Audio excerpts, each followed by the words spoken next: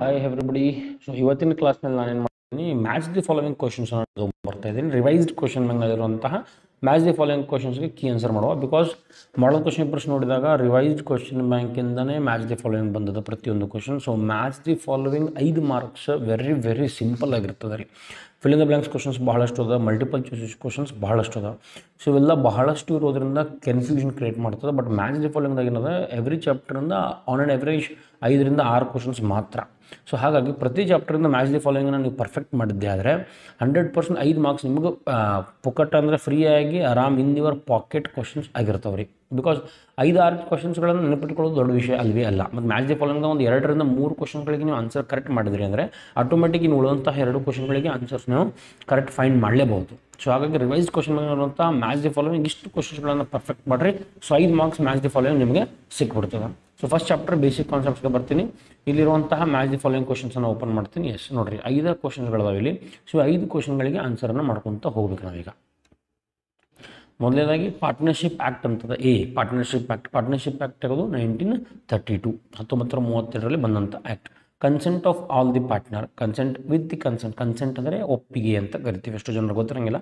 Consent ಅಂದರೆ permission. Okay, permission of all the partner you can alteration of partnership deed. Partnership ಡೀಡ್ನ alter ಅಂದರೆ change, alteration ಅಂದರೆ change. Partnership ಡೀಡನ್ನು ಎಲ್ಲಿ ತನಕ ಚೇಂಜ್ ಮಾಡೋಕ್ಕೆ ಬರೋಂಗಿಲ್ಲ, ಎಲ್ಲಿ ತನಕ ಎಲ್ಲ ಪಾರ್ಟ್ನರ್ಸ್ ಒಪ್ಕೊಳ್ಳೋದಿಲ್ಲ ಅಲ್ಲಿ ತನಕ ಚೇಂಜ್ ಮಾಡೋಕ್ಕೆ ಸಾಧ್ಯ ಇಲ್ಲ. Interest on drawings in absence of deed. Interest on drawings no partner is charged. ಯಾವುದೇ ಪಾರ್ಟ್ನರ್ಗೆ ನಾವು ಇಂಟ್ರೆಸ್ಟನ್ನು ಕೊಡುವುದಿಲ್ಲ. ಈ 6% ಯಾವಾಗ ಬರ್ತದೆ, ಇಂಟ್ರೆಸ್ಟ್ ಆನ್ ಪಾರ್ಟ್ನರ್ಸ್ ಲೋನ್ ಇತ್ತಂದರೆ. In case of absence of partnership deed ಈ ರೂಲ್ಸನ್ನು ನೆನಪಿಟ್ಕೊಳ್ಬೇಕು. Interest on drawings, interest on capital, interest on partners loan, salary, remuneration, ಆಮೇಲೆ distribution of profits and losses. ಈ 5 ಪಾಯಿಂಟ್ಗಳನ್ನ ನೆನಪಿಟ್ಕೊಳ್ರಿ. Each partner as only one account ಬರೋದು fluctuating capital. Fluctuating capital ಒಂದು account ಮಾಡ್ತೀವಿ, ದಟ್ ಇಸ್ ಕ್ಯಾಪಿಟಲ್ ಅಕೌಂಟ್. ಎಲ್ಲ adjustments ಅಲ್ಲೇ ಮಾಡ್ತೀವಿ. ಬಟ್ ಫಿಕ್ಸ್ಡ್ ಕ್ಯಾಪಿಟಲ್ ಮೆಥಡ್ನಲ್ಲಿ 2 ಅಕೌಂಟ್ ಮಾಡ್ತೀವಿ, ಒಂದು ಕ್ಯಾಪಿಟಲ್ ಅಕೌಂಟ್ ಮತ್ತೊಂದು current account. Assurance to minimum profit assurance ಮಾಡೋದು ಯಾವುದು, ಗ್ಯಾರಂಟಿ ಆಫ್ ಪ್ರಾಫಿಟ್. ಸೊ ಇಲ್ಲಿ 6% ಯಾವುದಕ್ಕೂ ಮ್ಯಾಚ್ ಆಗ್ತಾ ಇಲ್ಲ. ಎಷ್ಟು ಜನ ಏನು ಮಾಡ್ತಾರೆ, ಇಂಟ್ರೆಸ್ಟ್ ಆನ್ ಡ್ರಾಯಿಂಗ್ಸನ್ನೇ 6% ತೊಗೊಂಡ್ಬಿಡ್ತಾರೆ ರೀ. ಇಂಟ್ರೆಸ್ಟ್ ಆನ್ ಡ್ರಾಯಿಂಗ್ 6% ಅಲ್ಲ, ಇಂಟ್ರೆಸ್ಟ್ ಆನ್ ಪಾರ್ಟ್ನರ್ಸ್ ಲೋನ್ ಅದು 6% ಪರ್ ಆ್ಯನಮ್. ಓಕೆ, ಸೊ ಈ 5 ಕ್ವಶನ್ಗಳನ್ನು ಪರ್ಫೆಕ್ಟ್ ಮಾಡಿದ್ರೆ 100% ಒಳಗಡೆಯಿಂದ ಯಾವುದೊಂದು ಕ್ವಶನ್ ಬರ್ತೋ, ಹೊರಗಡೆಯಿಂದ ಬರೋದಿಲ್ಲ. ಇನ್ನು 2ನೇ ಚಾಪ್ಟರ್ಗೆ ಬರ್ತೀನಿ, that is admission of a partner. So admission of a ಪಾರ್ಟ್ನರ್ಗೆ ಬಂದರೆ ಇಲ್ಲಿ ಮ್ಯಾಚ್ ದಿ ಫಾಲೋವಿಂಗ್ ಕ್ವಶನ್ಸ್ ಯಾವ್ಯಾವುದು ಅಂತ ನೋಡ್ಕೊತ ಹೋಗ್ರಿ.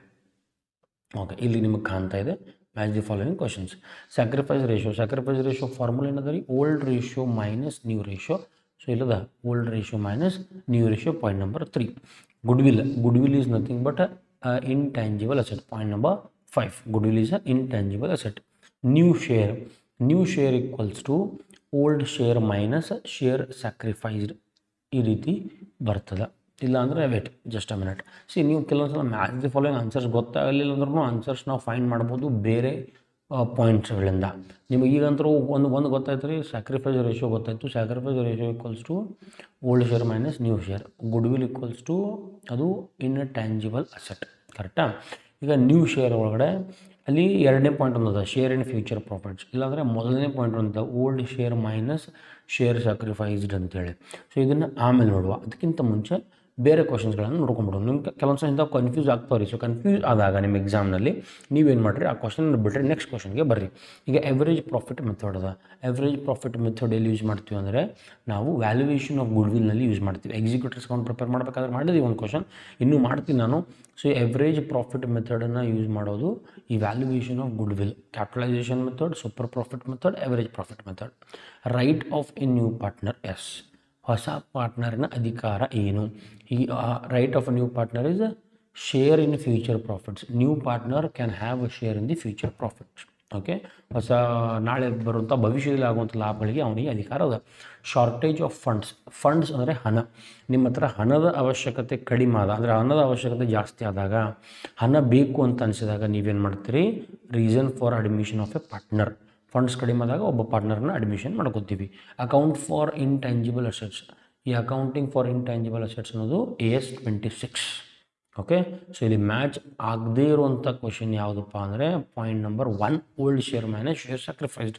ನ್ಯೂ ಶೇರಿಗೆ ನಮ್ಗೆ ಅದು ಕನ್ಫ್ಯೂಸ್ ಆಗಿತ್ತು. ಸೊ ನ್ಯೂ ಶೇರಿಗೆ ಆನ್ಸರ್ ಯಾವ್ದು ಆಗ್ತದೆ ರೀ, ನ್ಯೂ ಶೇರಿಗೆ ನಮ್ಮ ಆನ್ಸರ್ ಇದಾಗ್ತದೆ ಯಾವುದು, ಸಾರಿ ಎಲ್ಲದು, ನ್ಯೂ ಶೇರ್ ಒಂದು ಇದಲ್ಲ, I am extremely sorry, new share ಅಂತ. ನ್ಯೂ ಶೇರ್ಗೆ ಆನ್ಸರ್ ಯಾವುದಾಗಬೇಕು ಈಗ ಆಟೋಮೆಟಿಕಲಿ ನ್ಯೂ ಶೇರ್ಗೆ ಆನ್ಸರ್ ಆಗಬೇಕಾಗಿರೋದು old share minus share sacrificed. ಈ ರೀತಿ ಇಲ್ಲಿ ಎಕ್ಸ್ಟ್ರಾ ಕ್ವಶನ್ಸ್ ಎಕ್ಸ್ಟ್ರಾ ಆನ್ಸರ್ಸ್ ಕೊಟ್ಟಿಲ್ಲ ಅವರು. 6 ಪಾಯಿಂಟ್ಸ್ 7 ಪಾಯಿಂಟ್ಸ್ ಅದಾವೆ, 7 ಪಾಯಿಂಟ್ಗಳೇ ಕರೆಕ್ಟ್ ಆನ್ಸರ್ಸ್ ಕೊಟ್ಟಿದ್ದಾರೆ. ನ್ಯೂ ಶೇರನ್ನು ನಾವು ಬಿಟ್ಟಿದ್ವಿ, ಸೊ ಹಾಗಾಗಿ ಅದೆಲ್ಲಿ ಹೋಯಿತು old share minus share sacrificed. New share ಅಂದಾಗ ಶೇರ್ ಇನ್ ಫ್ಯೂಚರ್ ಪ್ರಾಫಿಟ್ಸ್ ಈ ರೀತಿ ತಲೆ ಬಂದಿರ್ತದೆ. ಬಟ್ ಶೇರ್ ಇನ್ ಫ್ಯೂಚರ್ ಪ್ರಾಫಿಟ್ಸಲ್ಲಿ ಜಾಸ್ತಿ ಸೂಟ್ ಆಗ್ತಾ ಇರೋದು ಯಾರಿಗೆ? ಆ share in profits right of a new ಪಾರ್ಟ್ನರ್ಗೆ ಸೂಟ್ ಆಗ್ತಾ ಇದೆ. ಹಾಗಾಗಿ ಈ ರೀತಿ ನೀವು ಮ್ಯಾಚ್ ದಿ ಫಾಲೋಯಿಂಗ್ ಮಾಡಿರಿ. ನೆಕ್ಸ್ಟ್ 3ನೇ ಚಾಪ್ಟರ್ಗೆ ಬರ್ತೀನಿ. 3ನೇ ಚಾಪ್ಟರ್ ಯಾವುದು? Retirement of a partner. So retirement of a ಪಾರ್ಟ್ನರ್ನಲ್ಲಿರುವಂತಹ ಮ್ಯಾಚ್ ದಿ ಫಾಲೋಯಿಂಗ್ ಕ್ವಶನ್ಸನ್ನು ನೋಡುವ. ಓಕೆ, ಇಲ್ಲಿದೆ retirement of a partner. So ಇಲ್ಲಿರುವಂತಹ ಮ್ಯಾಚ್ ದಿ ಫಾಲೋವಿಂಗ್ ಕ್ವಶನ್ಸ್ಗೆ ಬರ್ತೀನಿ. ಎಸ್, ಅಗೇನ್ ಇಲ್ಲಿ ಕೂಡ 6 ಕ್ವಶನ್ಗಳು ಮಾತ್ರ. ಗೇನಿಂಗ್ ರೇಷಿಯೋ, ಗೇನಿಂಗ್ ಅಲ್ಲಿ ಸ್ಯಾಕ್ರಿಫೈಸ್ ರೇಷಿಯೋ ಇಲ್ಲಿ gain ratio. Gain ratio equals to old ratio minus new ratio minus old ratio. So ಇಲ್ಲೊಂದು ಕ್ವಶನ್, ಇಲ್ಲೊಂದು ಪಾಯಿಂಟ್ ಅದು ಆಲ್ರೆಡಿ. ಯಾವುದು? Point number 4. Gain ratio equals to new ratio minus old ratio ಅಥವಾ new share minus old share ಅಂತ ಕರಿತೀವಿ. Next ಈ ರೀತಿ ಮಾಡ್ಬೋದು. ಇಲ್ಲಿ ನೋಡಿರಿ ಕೆಳಗಡೆ ಅಲ್ಲೇ ಮತ್ತೊಂದು ಪಾಯಿಂಟ್ ಅದು ಗೇನ್ಡ್ ಶೇರ್. ಈಗ ಗೇನ್ಡ್ ಶೇರ್ ಅಂದಾಗ ಕೆಲವರಿಗೆ ಇದೇ ಆನ್ಸರ್ ಆಗಬಹುದು ಅಂತಲೂ ಅನಿಸ್ಬೋದು. ಹಾಗಾಗಿ ನಾವು ಈ ಕ್ವಶನನ್ನು ಆಮೇಲೆ ನೋಡೋಣ. ಈ ರೀತಿ ಮಾಡ್ಕೊಳ್ಬೇಕು. ನಿಮ್ಗೆ ಯಾವಾಗ ಕ್ವಶನ್ ಕನ್ಫ್ಯೂಸ್ ಆಗ್ತದೆ ಆ ಕ್ವಶನ್ ಬಿಟ್ಟರೆ ಉಳಿದ ಕ್ವಶನ್ ಬರ್ರಿ. ಈಗ ಗೇನ್ಡ್ ಶೇರ್ ಮತ್ತು ಗೇನಿಂಗ್ ರೇಷಿಯೋ ಎರಡು ಸೇಮ್ ಅನಿಸ್ತದೆ ಅಲ್ವಾ? ಸೊ ಬಿಟ್ಬಿಡ್ರಿ, ನ್ಯೂ ಶೇರ್ಗೆ ಬರ್ತೀನಿ. New share equals to very simple. ಇಲ್ಲಿ ಪಾಯಿಂಟ್ ಇದಾದ ರೀ, ಓಲ್ಡ್ ಶೇರ್ ಪ್ಲಸ್ ಅಕ್ವೈರ್ಡ್ ಶೇರ್ಗೆ ನಾವು ನ್ಯೂ ಶೇರ್ ಅಂತ ಕರಿತೀವಿ. Executors account. ಎಕ್ಸಿಕ್ಯೂಟರ್ಸ್ ಅಕೌಂಟ್ ಏನಪ್ಪ ಅಂದ್ರೆ ಅದು ಈ ಎಕ್ಸಿಕ್ಯೂಟರ್ ಅಕೌಂಟನ್ನು ನಾವು ಯಾವಾಗ ಮಾಡ್ತೀವಿ? ಇಲ್ಲದ death of a partner. Executor ಅಕೌಂಟನ್ನು ಮಾಡೋದು ಡೆತ್ ಆಫ್ ಎ ಪಾರ್ಟ್ನರ್ ಕೇಸ್ನಲ್ಲಿ.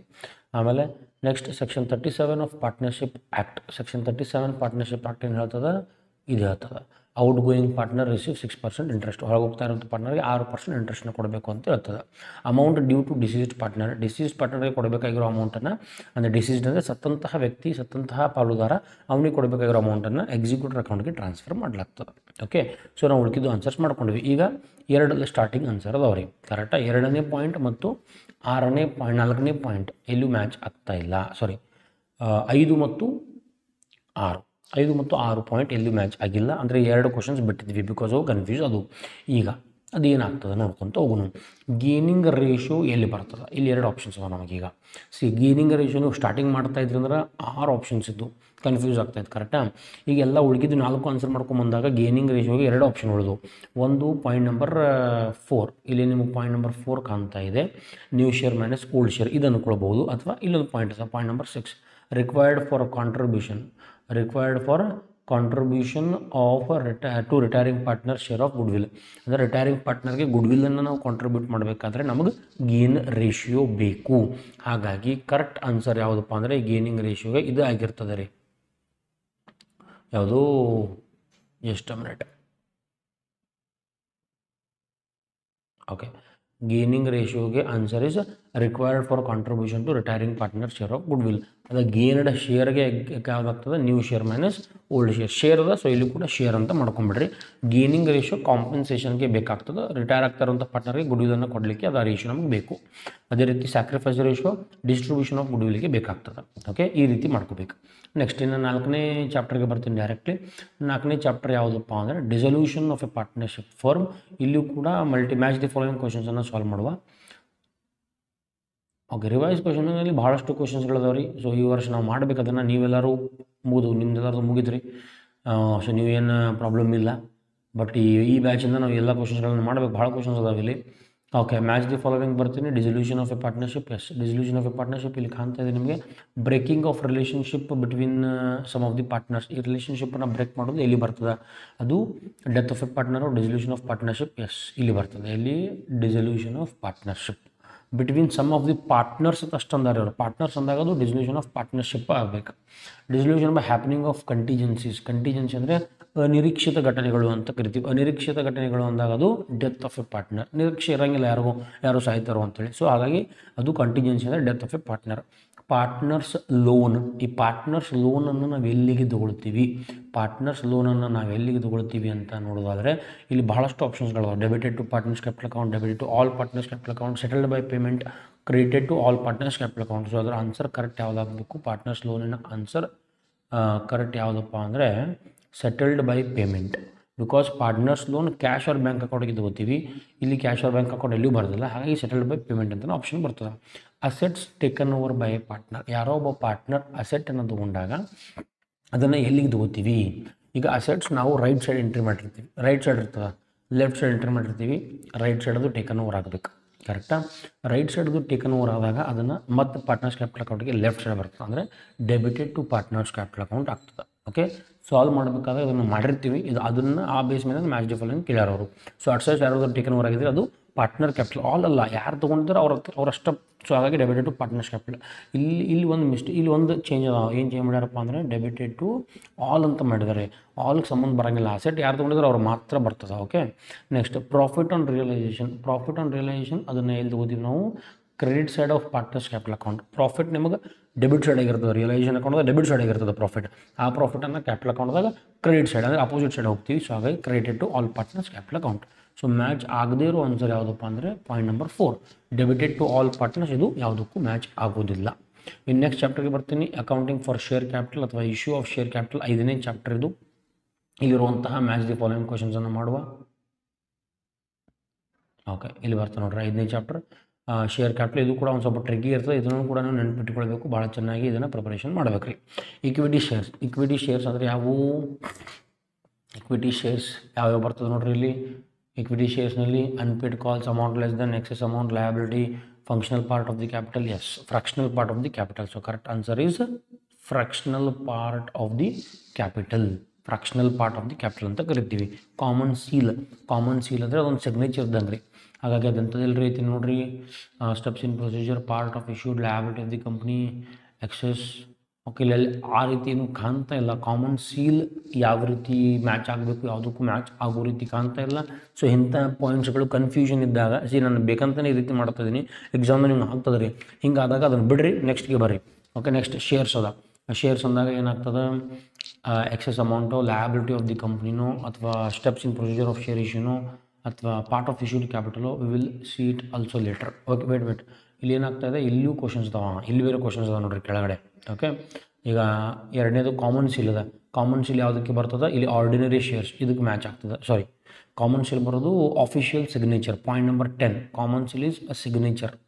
ನೆಕ್ಸ್ಟ್ ಶೇರ್ಸ್ ಅದ. ಶೇರ್ಸ್ ಅಂದಾಗ ordinary shares, point number 8 ordinary shares. Next prospectus. Prospectus ಅಂದಾಗ ಅದು invitation, point number 9 invitation to the public. Next subscribed capital. Subscribed capital is part of issued capital. ಮೊದಲಿಗೆ authorised ಬರ್ತದೆ, ಆಮೇಲೆ issued, ಆಮೇಲೆ subscribe capital part of issued, point number 6. Allotment of shares. Allotment of shares ಅಲ್ಲಿ ಬರ್ತದೆ. Steps in procedure of share issue, point number 5. 7 premium. Premium ಅಂದರೆ ಜಾಸ್ತಿ. Excess amount, point number 3. Calls in arrears. Arrears ಅಂದರೆ ಕೊಟ್ಟಿಲ್ಲ, point number 1. Unpaid calls. Calls in advance. Calls in advance ಅಂದರೆ ಇಲ್ಲಿ ಇರಬೇಕು ನೋಡ್ರಿ, calls in advance. Calls in advance liability of the company ಆಗ್ತದೆ. Calls in advance is liability of the company. Issue of shares at discount. Issue of shares at discount ಅಂದರೆ point number 2 amount less than nominal or face value of shares ಅಂತ ಕರಿತೀವಿ. Okay, so ಇವು key answers ಆಗಿರ್ತಾವೆ ರೀ. Next ಡಿಬೆಂಚರ್ಗೆ ಬರ್ತೀನಿ. ಡಿಬೆಂಚರಲ್ಲಿ match the following questions ಬಹಳ ಇಲ್ಲ, ಅಲ್ಲಿ ಕೇವಲ 1 ಅಥವಾ 2 ಕ್ವೆಶನ್ಸ್ ಮಾತ್ರ ಹಾಕಿದ್ದಾರೆ ಅವರು. ಸೊ ಅದನ್ನು ಕೂಡ ನೋಡುವ. Match the following debentures. Yes, ಇಲ್ಲಿದೆ ನೋಡಿರಿ ಡಿಬೆಂಚರ್ಸ್. ಓಕೆ, ಕೇವಲ ಇದೇ ಇದು secured debentures. Secured debentures are nothing but perpetual debentures ಅಂತ ಕರಿತೀವಿ. ಪರ್ಪೆಕ್ಚುವಲ್ ಅಂದರೆ ಕಂಟಿನ್ಯೂಸ್ ಆಗಿ ಇರುವಂಥದ್ದು. ಸೆಕ್ಯೂರ್ಡ್ ಅಂದರೆ ಅದಕ್ಕೆ ಸೆಕ್ಯೂರಿಟಿ ಅದು ಕಂಟಿನ್ಯೂಸ್ ಆಗಿರ್ತದೆ. So correct answer here is perpetual debentures. Irredeemable debentures. Irredeemable debentures ಅದು type of debentures. Discount on issue of debenture. Discount ಅಂದರೆ ಅದು ಲಾಸ್. ಓಕೆ, ಅಂದರೆ ಅದು ಲಾಸ್, ಕ್ಯಾಪಿಟಲ್ ಲಾಸ್ ಆಗ್ತದೆ. Issued at par and redeemable at par. Terms of issue of debentures. Terms. Redemption of debentures, discharge of liability, ಈ ರೀತಿ. Okay, next ಯಾವ chapter ನೆಕ್ಸ್ಟಪ್ಪ ಅಂದರೆ ಈ ಅಕೌಂಟಿಂಗ್ ರೇಷಿಯೋ ಬರ್ತದೆ. ಡಿಬೆಂಚರ್ಸ್ ಆದ sorry financial statements of a company ಬರ್ತಾವೆ. Financial statements of a company. Yes, ಇಲ್ಲಿ ಕೇವಲ 5 ಕ್ವಶನ್ಸ್ಗಳು. ಫೈನಾನ್ಷಿಯಲ್ ಸ್ಟೇಟ್ಮೆಂಟ್ಸ್ ಯಾವ financial statements? Formal annual reports are called as financial statements. Long term borrowings. Long term borrowings ಅಂದಾಗ ಯಾವುದಾಗ್ತದೆ ನೋಡ್ರಿ? Debentures. Debentures are long term borrowings. Balance sheet ಮಾಡಬೇಕಾದ್ರೆ heading ಹಾಕಿರ್ತೀವಿ. Provision for taxation, those are short term provisions ರೀ. ಆದಮೇಲೆ revenue from operation. Revenue from operations. Revenue ಬರ್ತಾ ಇದೆ ಅಂದರೆ ಇದು sale of products. Revenue from operations ಅಂದ್ರೆ ಸೇಲ್ಸ್ ರೀ. ಸೊ ಸೇಲ್ಸ್ಗೆ ಮತ್ತೊಂದು ರೆವೆನ್ಯೂ ಫ್ರಮ್ ಆಪರೇಷನ್ಸ್, ಹಾಗಾಗಿ sales.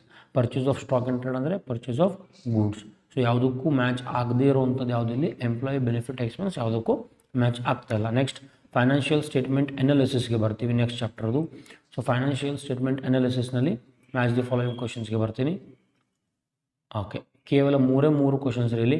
Trend analysis are nothing but part of ratio analysis. Horizontal ಅಂದರೆ side by side, that is called as comparative. Vertical ಅಂದರೆ common size. Sorry, ಇಲ್ಲಿ ಒಂದು point ನಾನು ಬಿಟ್ನಿ.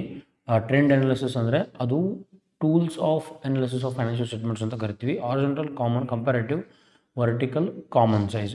ಸೊ ಈ ರೇಷಿಯೋ ಅನಾಲಿಸಿಸ್ ಯಾವುದಕ್ಕೂ ಮ್ಯಾಚ್ ಆಗದೇ ಇರುವಂಥ ಪ್ರಶ್ನೆ.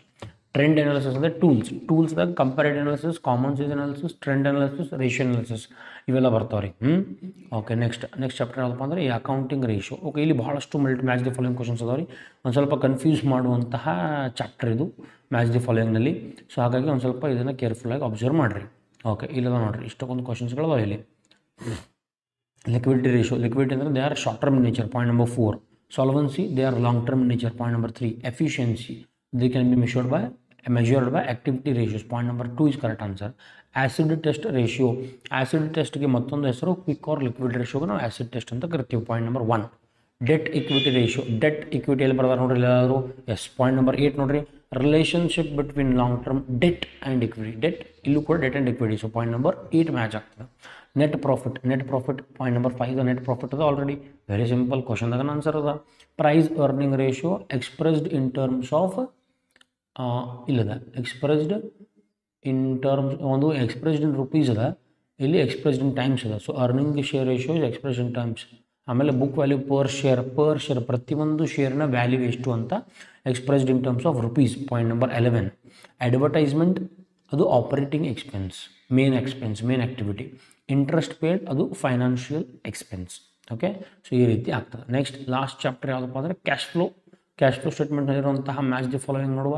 ಕ್ಯಾಶ್ ಫ್ಲೋ ಸ್ಟೇಟ್ಮೆಂಟ್ನಲ್ಲಿರುವಂತಹ ಮ್ಯಾಚ್ ದಿ ಫಾಲೋಯಿಂಗ್ ಕ್ವಶನ್ಸ್ಗಳನ್ನು ಸಾಲ್ವ್ ಮಾಡುವ. ಓಕೆ, ಇಲ್ಲದ ನೋಡ್ರಿ ಕ್ಯಾಶ್ ಫ್ಲೋ. ಎಸ್, ಇಲ್ಲಿ ಕೇವಲ ಇಲ್ಲೂ ಕೂಡ ಅದಾವ ರೀ questions. Cash flow statement prepared, ಇದನ್ನು ಯಾವ ಪ್ರಕಾರ ಪ್ರಿಪೇರ್ ಮಾಡ್ತೀವಿ? ಆ್ಯಸ್ ಪರ್ AS3, AS26 ಇದು ಇಂಟ್ಯಾಂಜಿಬಲ್ ಅಸೆಟ್ ರೀ, ಹಾಗಾಗಿ AS3 ಪ್ರಕಾರ ನಾವು ಮಾಡ್ತೀವಿ. Next cash flow statement shows, point number 5, inflow and outflow of cash. Cash equivalent means convertible into cash, point number 7. ಆಮೇಲೆ ಆಪರೇಟಿಂಗ್ ಅಂದ್ರೆ ಮೇನ್ ಆ್ಯಕ್ಟಿವಿಟಿ. ಮೂರು ನೆನಪಿಟ್ಕೊಳ್ಬೇಕು ನೀವು, ಆಪರೇಟಿಂಗ್, ಫೈನಾನ್ಸಿಂಗ್ ಮತ್ತು investing. Operating activity are main activity, investing activity ಇಲ್ಲದ. Transactions related to long term investment of cash, point number 2. Earthquake ಅದು extraordinary item, point number 1. Extraordinary ಐಟಮ್ಗೆ example ಕೇಳ್ತಾರೆ ಅಂತ ಹೇಳಿದ್ವಿ ನೋಡ್ರಿ, ಆ ರೀತಿನೂ ಬರೀಬೋದು 1 ಮಾರ್ಕ್ದಾಗ. ನೆಕ್ಸ್ಟ್ ಡೆಪ್ರಿಸಿಯೇಷನ್ ಅದು ನಾನ್ ಕ್ಯಾಶ್ ಐಟಮ್, ಅದು ಕ್ಯಾಶ್ಲೆಸ್. ಇಶ್ಯೂ ಆಫ್ ಶೇರ್ಸ್ ಅನ್ನೋದು ಕ್ಯಾಶ್ ಇನ್ಫ್ಲೋನು ಕ್ಯಾಶ್ ಔಟ್ಫ್ಲೋನು ಅಂತ ಬರೀಬೇಕು ನಾವೀಗ, ಬಿಕಾಸ್ ಅದು ಬಿಟ್ಟರೆ ಆಪ್ಷನ್ ಇಲ್ಲ ನಮ್ಮ ಹತ್ರ. ಇಶ್ಯೂ ಆಫ್ ಶೇರ್ಸ್ ಅನ್ನೋದು ಶೇರನ್ನು ಇಶ್ಯೂ ಮಾಡಿದಾಗ ನಮ್ಮ ಹಣ ಬರ್ತದೆ, so cash inflow. Salary paid ಎಲ್ಲಿ ಬರ್ತದೆ? ಮತ್ತು ಇಲ್ಲಿ ಯಾವಾಗ ನೋಡ್ರಿ, example for operating activity. Salary is nothing but point number 3, example for operating activity. Redemption of